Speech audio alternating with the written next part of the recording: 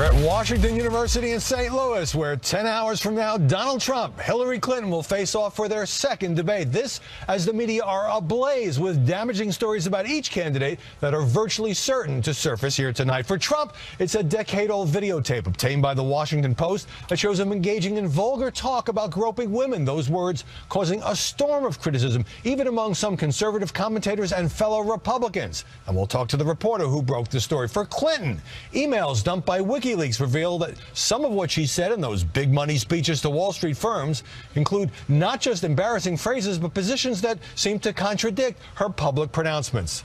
We begin with those hot mic moments from Trump's 2005 Access Hollywood taping with Billy Bush. And some of this is graphic as Trump talks about seeking sex from a married woman. I moved on her like a but I couldn't get there, and she was married. And all of a sudden, I see her. She's now got the big phony and everything. You know, I'm automatically attracted to beautiful. I just start kissing them. It's like a magnet. You just kiss. I don't even wait. And when you're a star, they let you do it.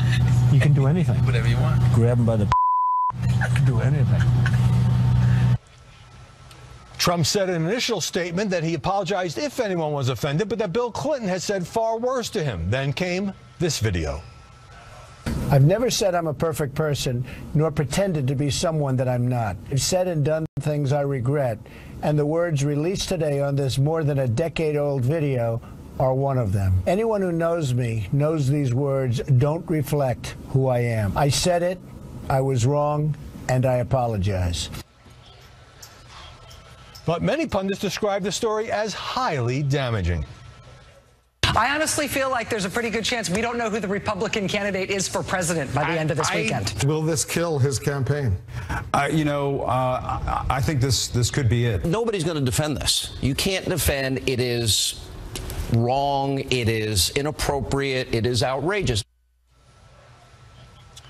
Joining us now to analyze the coverage of the Trump and Clinton stories, as well as tonight's big debate, Julie Roginski, Fox News contributor and a Democratic strategist. Tucker Carlson, the co-host of Fox and Friends Weekends and editor of The Daily Caller. And Heidi Presbella, senior political reporter at USA Today. Tucker, you have a nuclear explosion in the media over this, over a decade-old tape. Republicans bailing right and left. Now, look, the words are disturbing. Yeah. They're indefensible, but I was watching CNN and MSNBC. I mean, it's on hour after hour after hour. Is the news business overplaying this just a bit? The words are indefensible. They're not inexplicable. And that's why the coverage is so misleading. I mean, nobody is actually shocked by this, and everyone's pretending to be.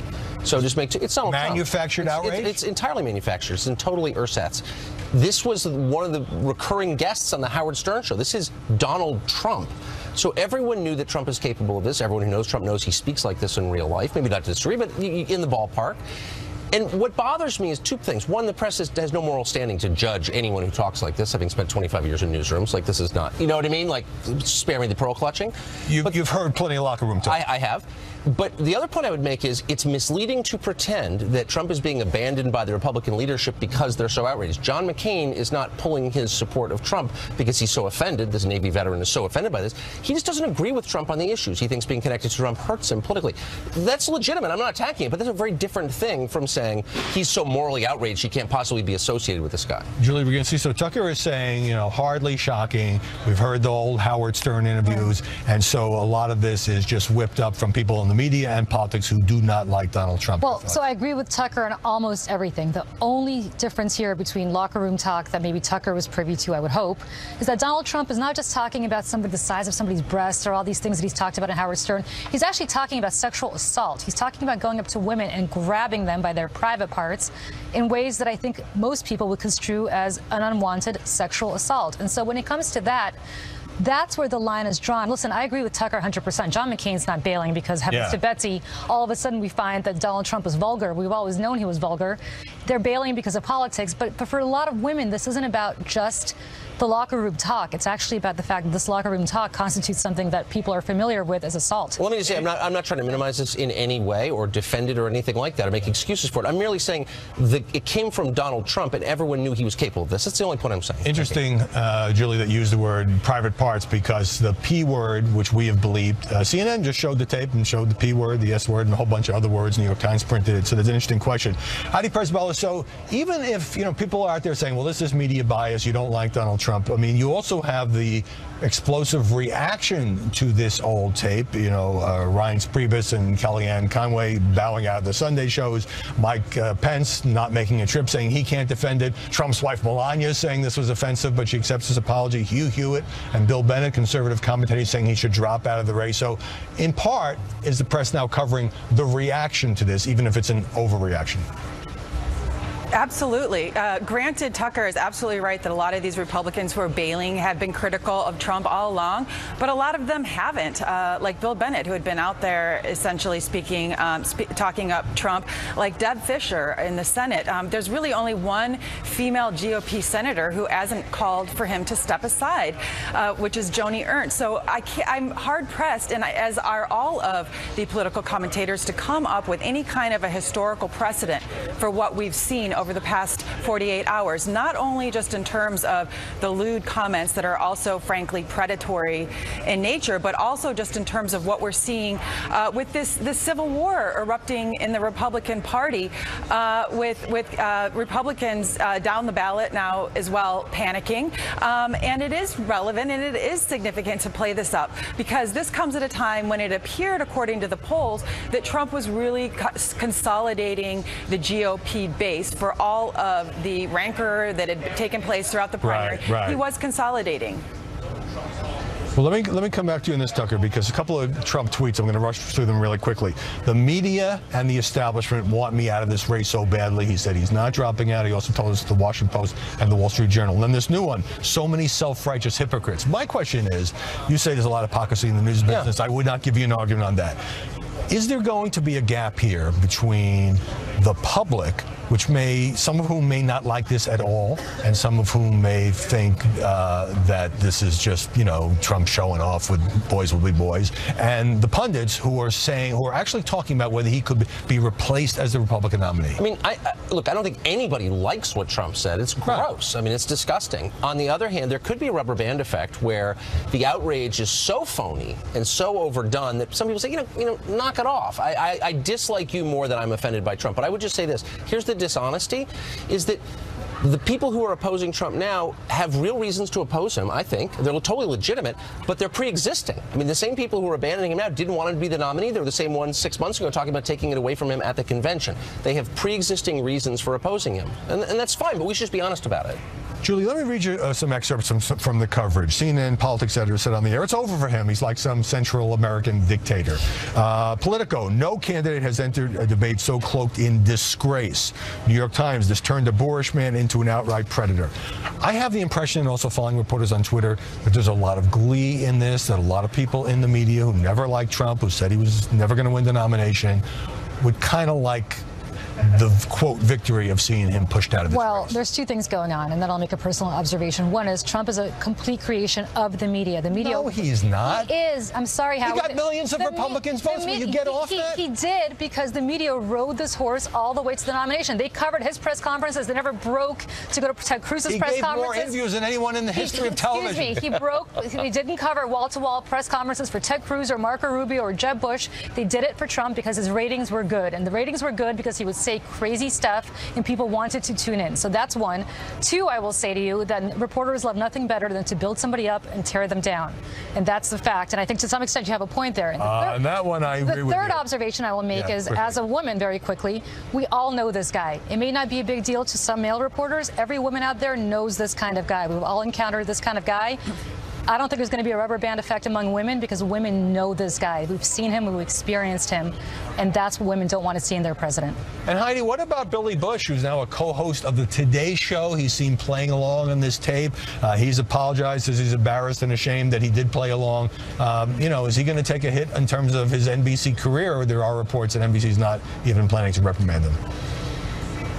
Well, the charitable interpretation is just kind of an overeager sycophant who is kind of rooting Trump on. But the really damaging part is when they get off the bus and he knows what's been going on in the talk, and Donald Trump's kind of put the tic-tac in and kind of like pushes him onto this woman. So I think based on the reporting that I've seen, this could be a real problem, just given not just what happened, but also the demographic of the audience that the Today Show reaches. speeches, which is mostly women, and also the fact that this could make a lot of his female co-workers as well uncomfortable. And who knows, I guess we'll find out on Monday when he was supposed to be co-hosting again what actually happens. A lot of times in these cases, when something like this happens, the host or the personality will go into a hibernation period. But I guess we'll find out on Monday. Right. What's interesting is that Megyn Kelly, who just criticized both Donald Trump and Hillary Clinton, said on her show, Donald Trump, with all due respect to my friend at 10 o'clock, will go on Hannity, pretty much only Hannity, and will not venture out to the unsafe spaces these days, which doesn't expand the tape. And Hannity tweeted back, you should be mad at Hillary Clinton. Clearly you support her. They've since made up. They sent out a picture. But Trump is pretty much staying off of any non-Fox outlet. But Tucker, I know some people out there, and I see some of this online, are saying, well, what Donald Trump said is just talk, but Bill Clinton, he actually had affairs, including with an intern in the White House. There's an allegation of rape. Are the media going to buy into that argument? No, well, they hate Trump. Of course they're not going to buy into that argument. Is it a legitimate argument? I don't know. I mean, I think he's, as a political matter, better served by talking about what he believes and what he's going to do for the country. But, I mean, I do think it's worth preserving this distinction because it's a real, meaningful one and a legal one. There is a difference between talking and doing. There is. If I say, you know, I don't like you, that's different from hitting you in the face. And so I'm not defending anything that Trump said, and I didn't like it. I've got 3 girls. I don't like that stuff. Yeah. But to call it assault is like to devalue assault, because it wasn't assault. It was something different. It was. It's not the same as physically attacking someone talking about it. It's just not. Julie, brief response. Brief response is that he's actually talked about having done this, not just talk. He's boasted about it. Yeah, okay. And that's a big difference. I mean, no, but okay, then we can call what he did assault. You can give me the specific time that he did it, and then I'll say that's assault. Well, wait a second. He's boasting about this. Now you don't want me to take him at his word on this particular issue. He said he's done it. Now we're saying he's a liar. I'm not defending the guy. So look, don't devalue the word assault. I'm not devaluing it, but I'm telling you, if somebody comes up to me and says, I'm going to grab you by the you-know-what, that to me, without my consent, or kiss me without my consent, that to me is the definition of assault. It is. We'll just be shaking hands at the end of this segment. You can give me a hug anytime. Julie, let us know what you think. MediaBuzz@foxnews.com. When we come back, boy, this is going to be some debate tonight. The leaked documents against Hillary Clinton, these have practically been blown off the screen by the Trump saga. And later, the reporter who got hold of the Trump and Billy Bush tape gives us the backstory.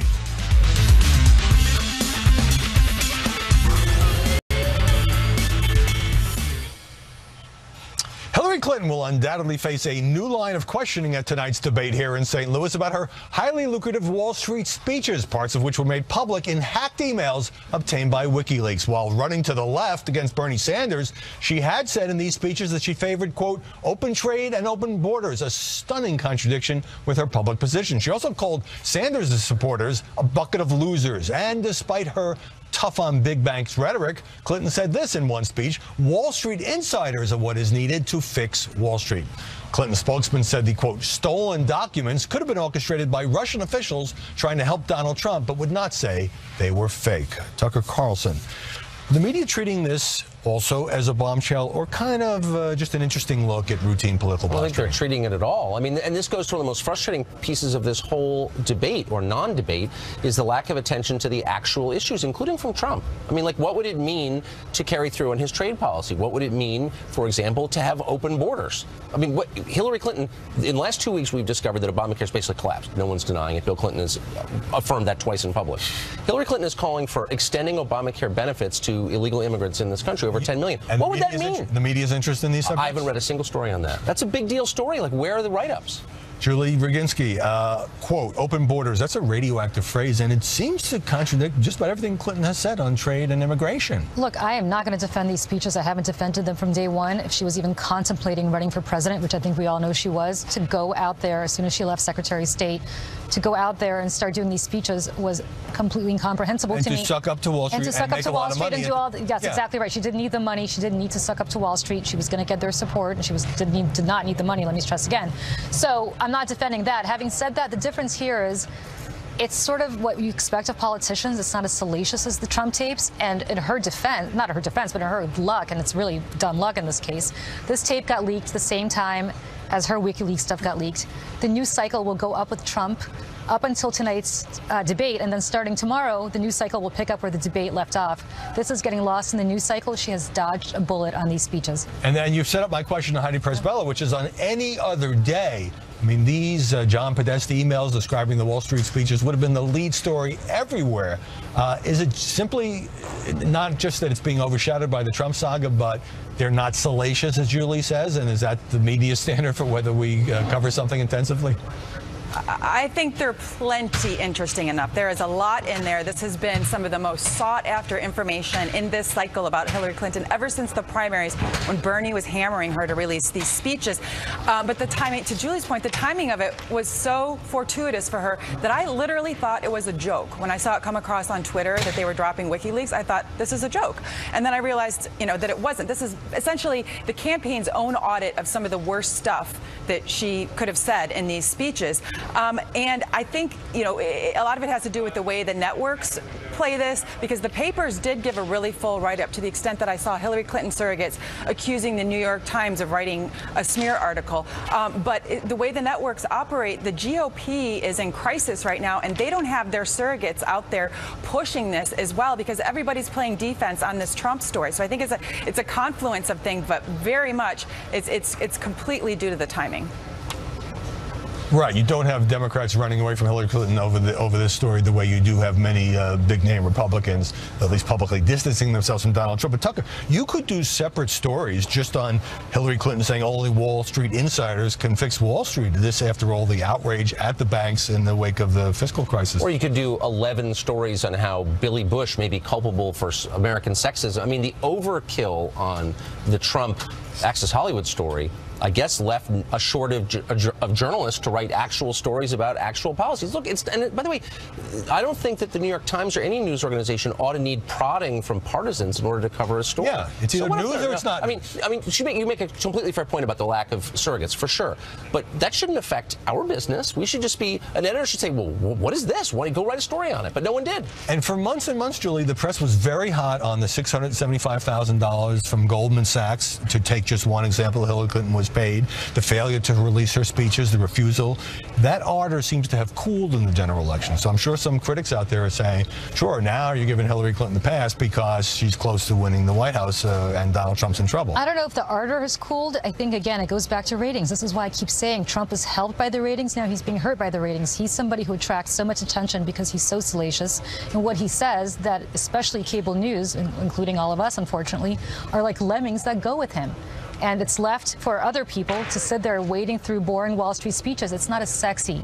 It's not to most people as talking about what Billy Bush and he talked about.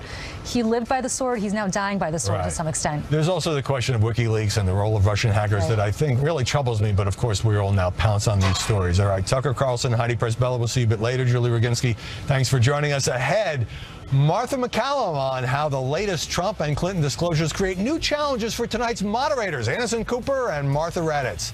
But first, the Hillary interview where the questions were scripted, I mean really scripted, in advance.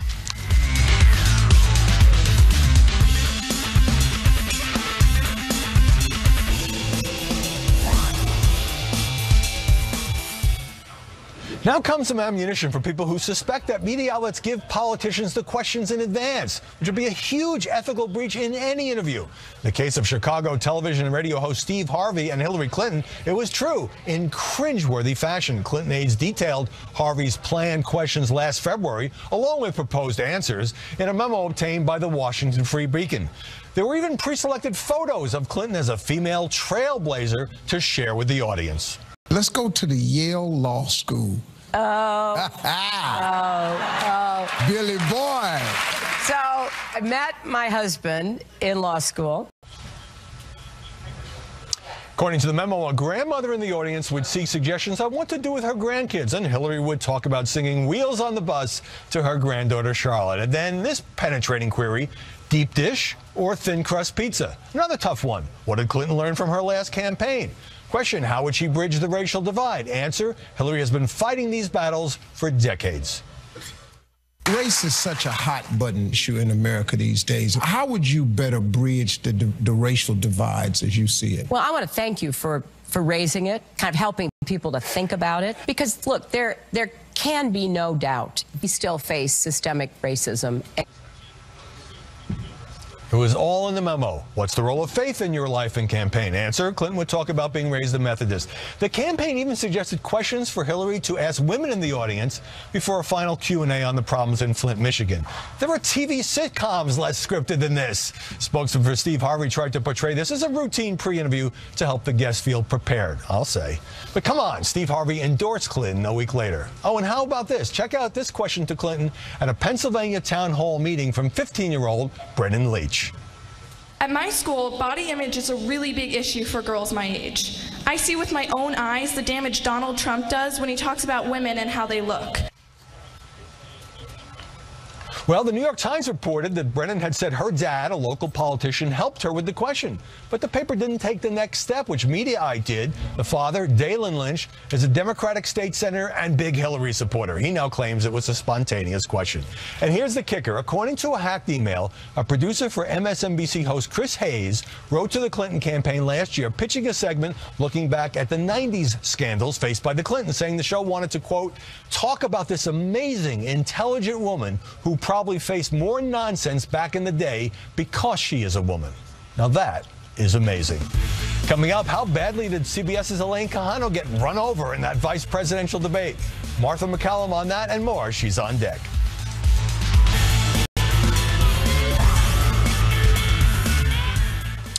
As we count down to the big debate, joining me now here at Washington University in St. Louis is Martha McCallum, the co-host of America's Newsroom, who moderated some of the presidential primary debates. And Martha, this Donald Trump videotape story has exploded like a neutron bomb. Some Republicans calling him to drop out. I don't see that happening. Do you have a sense that some folks in the media are kind of cheering this on, kind of enjoying this twist and watching the setback for the Trump campaign? Yeah, I mean, absolutely. You know, you have to ask yourself about the coverage of this issue and how important this moment really is in terms of measuring a presidency. However, as you and I well know, we live in a world where people sort of want to digest scandalous material at a level that is really unprecedented. And the desire to dig deeper into policy is not always there. But Donald Trump is such a unique candidate. You know, he's obviously a businessman who came up through the ranks and built a real estate empire, but he's also a reality TV show star. So from the very beginning, this has been digested by the media and I think by the public at a level and in a way that is just not like anything we've seen in terms of typical political editorial digestion. So it is a completely unique situation, and this, unfortunately for him, it feeds right into the worst nightmare of the way he treats women and talks about women, and women have been the problem for him electorally since day one. So the group that he should have been building traction with and building reputation with over the past 4 or 5 months in particular, and he made some ground there, he is sliding down that hill quickly, and it's going to be very difficult for him to repair tonight, but that's the job that's set before him, Howie. Right, yeah, white hot focus on that and relatively little focus on the WikiLeaks stump on Hillary Clinton. But let me ask you this, because we've got the debate coming up. Anderson Cooper, CNN, one of the moderators, ABC's Martha Raddatz, the other. CNN just now reporting that both moderators will make the Trump videotape, Access Hollywood, talking about groping women, the focus of the opening set of questions. Does that seem right to you? And is there any danger that it will end up overshadowing the economy and taxes and terrorism and other issues that Americans obviously care about? Yeah. Of course there's a danger of that. And it's going to be up to Donald Trump to, sort of answer that question in the way that he has designed and decided to answer that question, and to then move on to the issues that got him through an incredibly roller coaster, tumultuous primary where he vanquished 16 other candidates out there, a little bit behind him in a well-crafted appearance last night. And I really think that that's going to be one of the questions that continues to dog him. Why didn't they do that last night? Instead, it all comes down to tonight, and I predict that the viewership will be at least as high, if not higher, than the first debate. Let's take a brief look back at the VP debate, Tim Kaine and Mike Pence, because CBS's Elaine Quijano, a little less experienced at this, was the moderator. Here's some of what happened with her in the moderator chair. If you can't meet the Nixon the standard, people at home cannot understand either one of you when you speak over each other. I would please ask you to wait until it is that the other is finished. I was in Washington, D.C. on 9/11. I saw the clouds of smoke rise from the Pentagon. I was in Virginia, where the Pentagon's. I know you were. We all lived through that day as a nation. It was because the FBI did an investigation. Gentlemen. And they concluded that there was no reasonable prosecutor who would take it further. Senator Kaine, Governor Pence, please. There was so much crosstalk in Farmville, Virginia. It was hard to hear. Got about a minute. Did Lady Quijano lose control of that debate? And is there any danger of that happening tonight in St. Louis? Yeah, I think she did a little bit. I think both of those guys came in, you know, sort of loaded for bear and ready to jump in on each other. Tim Kaine said that even his wife told him he interrupted too many times. I think it was like 72 times or something. And I don't think it really reflected well on him. But I do not expect that to happen tonight. I don't think Anderson Cooper or Martha Raddatz, who I ran into briefly this morning and asked her how she felt about tonight, she said, sure, I'm nervous. You know, if you're not nervous, you're not going to be on your A game. And I don't think either one of them would put up with the kind of thing that we saw at the VP debate. I'm with you on that. And, of course, everybody a little nervous before such a big event. Martha McCallum, great to see you. We get confused all the time. A lot of Marthas today. Thanks, Howie. We'll see you later on our show. Looking forward to it. Same here. Coming up, the Washington Post reporter who broke the Trump story on how he got that tape from an anonymous source. And later, Frank Luntz on how this and the WikiLeaks dump on Hillary Clinton is changing the coverage of this campaign.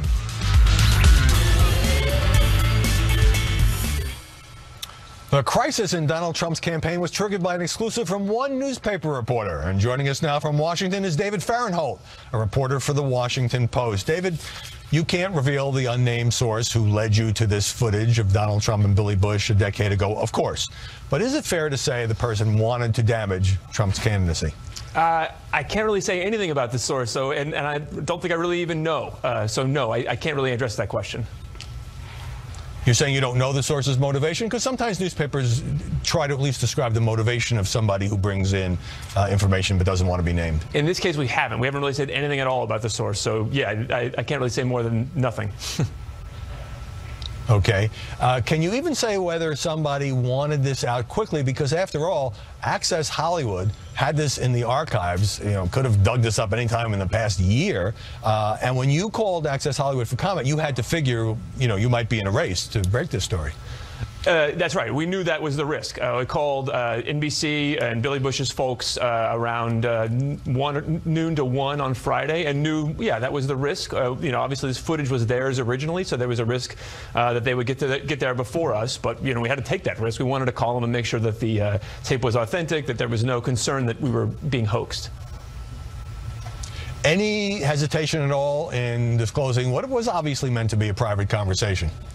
No hesitation about that at all. We're talking about guys running for president of the United States wearing a microphone. If this had been somehow, you know, a secret bug put in his office in Trump Tower or something like that, maybe you'd have a different, you know, wonder of whether he knew he was being mic'd. But he certainly was wearing a microphone. You could see that later in the tape. So no compunction about that at all. Yes, wearing a microphone, that is a perfectly valid point. You know, early on the show, we talked about, well, a lot of past raunchy talk involving Donald Stern, particularly on those Howard Stern interviews, you know, has been out there. Did you anticipate when you saw this that this would create the crisis and the explosion that it has for Donald Trump? Did it seem to you to be sufficiently different from what we have already known about the Trump persona? Well, no, I don't think I would have predicted it would have caused this level of crisis, but I've been wrong basically about every political prediction I've made along the way. I spent 3 weeks writing a long profile of Bobby Jindal last year, so I don't think my instincts should be trusted at all. But what's different about this tape, though, is that, A, it's not public. That's the interesting thing here, is that Howard Stern, all the things that Trump said on Howard Stern, he says in public, and there's sort of a sense that if you said it in public, it can't be that bad. And also Trump had said, well, when I talk in public, I'm playing a character. I'm doing it for entertainment. This obviously is not a public statement. And also, as one of your earlier guests said, he's not just sort of rating a woman or commenting on a woman's attractiveness. He's describing his own behavior, whether truthfully or not, I don't know. But he's saying, this is what I did, this is what I do. And I think that's what makes it worse. Now, you have broken most of the stories about the finances of the Trump Foundation, leading New York's Attorney General, who's a Democrat and a big Hillary supporter, to recently bring a halt, temporary halt at least, to the foundation's fundraising. The campaign, not that long ago, described you as a biased reporter who is clearly intent on distracting attention away from the corrupt Clinton Foundation. What was your reaction to being attacked that way, and does something like that make you kind of try to redouble your efforts? Well, that's life in the big city. You know, you cover a presidential campaign, there's going to be questions about your motives and about why you're focusing on one candidate versus another. In the case of Trump, this is a guy, as I said, who's running for president. When you do that, you open yourself up to scrutiny. And the questions about the Trump Foundation, and it's particularly the particular failure that led to this order from A.G. Schneiderman. This is not something that Schneiderman found and brought to me. It's something that I found. It was pointed out to me by a law professor I called while working on another story about the Trump Foundation. It's literally the easiest thing that Trump could have done to make sure it's a paperwork error. It's not something that required a lot of sleuthing. Once you knew the law, it was easy to see that Trump should have done this and in fact did not. All right, I've got just a couple of seconds, but you do all this digging on the Trump Foundation, and now the story you will probably always be known for involves Access Hollywood. Yeah, a bus and an interview on Access Hollywood. I would never have predicted that after I spent all those weeks learning the ins and outs of tax law. All right. David Farrell, thanks very much for joining us from Washington. Thank you. And let's bring back Tucker Carlson and Heidi Presbella. Heidi, does the way in which the tape became public, does it matter? Does it affect the impact here?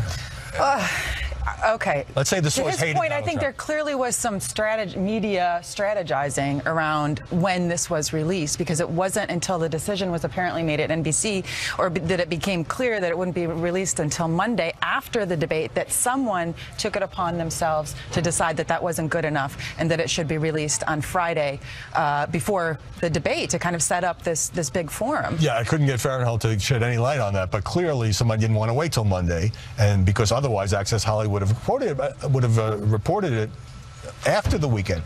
But Tucker, Access Hollywood is part of the huge NBC corporate family. So this has been sitting in the archives for more than a year, and yet NBC never thought to go after it to find out, whether there were any outtakes that might be interesting. What does that say about it? It's been there 11 years, of course, and apparently they found within the last year, since he's been running. Yeah. Right. I mean, look, someone shafted Billy Bush from within inside the company he works for, which is the other question. So I would like to do the network morning show anchor challenge, where we attach microphones to all of them when they don't know they're being recorded, and kind of see what we find. Do you know what I mean? So, let's not get too self-righteous here.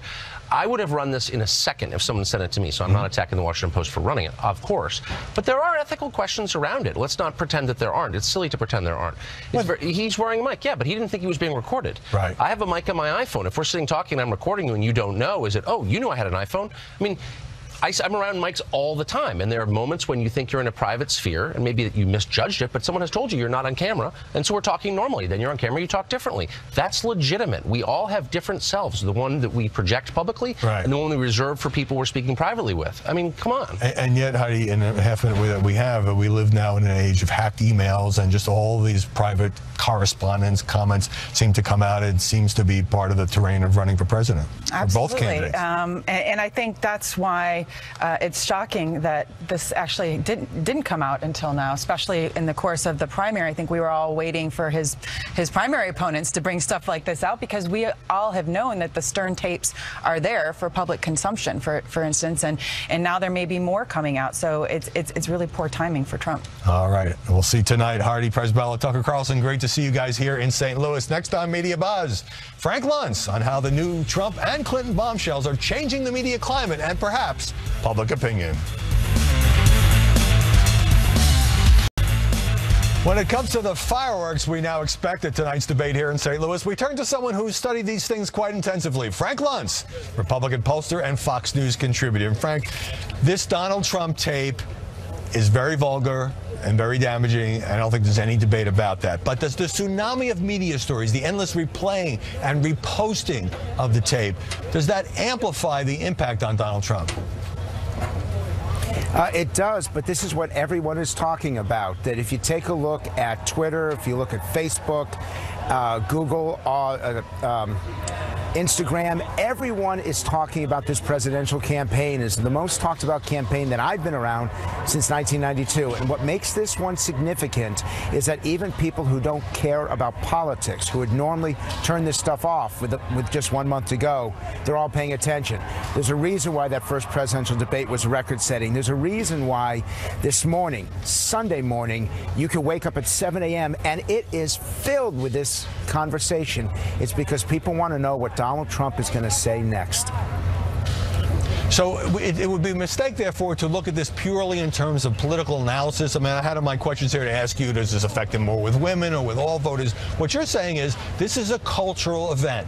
Everyone is talking about it around the proverbial water cooler. It is everywhere online, and therefore the interest, even is just huge, whether you ordinarily tune in to politics heavily or not. You can't get away from it, and people don't want to get away from it. It's why Fox News is having its all-time record ratings. And frankly, the competition is also up. You're picking it up on talk radio, you're picking it up in newspapers, and the problem is that they're not asking about substance. And Howard, I really do think this is an issue, that no one is asking which one is better able to handle a nuclear war, which one is better able to balance the budget. It's all about their persona, it's about their character traits, and that's good up to a point. But the American people need to be talking about the issues, and nobody is right now. The candidates aren't, the media isn't, the pundits aren't, nobody is. Do you think the reason that the media are shying away, I mean, over the course of the campaign, obviously, we've talked a bit about the economy and taxes and terrorism, but the media is shying away because this other stuff, the juicy stuff, the talk of sex tapes, the talk of Miss Universe, all of that, it is like catnip and is so much more fun to cover and is easier to cover and delivers better ratings and more clicks. And if so, what does that say about the news business? But what does that say about America? When you ask the question, would you rather see where they stand on issues, or would you rather see a Donald Trump sex tape? By 2-1, they're going to choose the Donald Trump sex tape. We've been finding this out for the last couple of months. It's genuinely upsetting for those of us who care about the future of the country. And I got to tell you, this is an impossible campaign for someone like me to cover, because nobody, not only are they not talking about the issues, they don't even know what the issues are. Social Security, education, things that are affecting us right now or over the next generation, and instead we're discussing the P word. And by the way, watching Saturday Night Live, and this is something that I also find significant, for the first time ever, just about every one of George Carlin's words that you can't say on television, you can now say, thank you, Donald Trump, thank you, media. That's where we've come, and it's a disgrace. I've got about half a minute, so rather than just pile on the journalists and the pundits and the news organizations as, chasing the cotton candy and ignoring the substance, what I'm hearing from you is this is a reflection of the country, that we are a mirror to a country that is increasingly amusing itself to death. There is a battle between William F. Buckley and that type and the PBS crowd, and the Jerry Springer and that crowd. And unfortunately, Howard, the Jerry Springer crowd won. And we're never going to be able to go back. The thing that I tell every viewer, once you step over that line of civility and indecency, once you start to use language that you might use in a bar rather than in a presidential debate, you never go back. I think it's a poison. I think it's toxic. And the country's going to suffer. Got it. Frank Luntz, thanks very much for your insights. Appreciate it. Still to come, some final thoughts from St. Louis on the media's handling of the Trump bombshell and the big debate, now just 9 hours away. And I would like to take this time to formally apologize. What are you saying? I deeply apologize. Are you trying to say apologize? No, I would never do that. What I am doing is apologizing to all the people who were offended by my statements, but more importantly, to the people who were turned on by them. Alec Baldwin back in action on SNL. This has been the most remarkable 36 hours and the most remarkable campaign any of us has ever covered. After the incredible media battering that Donald Trump has taken, it's simply stunning that old outtakes from Access Hollywood has many top Republicans bailing on their nominee. Though it's true he never ran as a choir boy. Trump's words about women were disturbing, indefensible. But what's also disturbing is the sense of glee that I see among some of the reporters and pundits who cover him, especially on Twitter, as if this justifies their hostility toward Trump, as well as the downplaying from major document dump involving Hillary Clinton. Whatever happens to Trump in this campaign, the media's reputation for fairness has definitely suffered some damage. That's it for this special edition of Media Buzz from St. Louis. I'm Howard Kurtz. Write to us, mediabuzz@foxnews.com. We hope you'll like our Facebook page where we post a lot of original content. Let me know what you think on Twitter @HowardKurtz. And also, I'll be on here after the debate. You can watch the Fox News coverage tonight and check me out with Megyn Kelly. We are back in Washington next Sunday. We'll see you then. The latest buzz.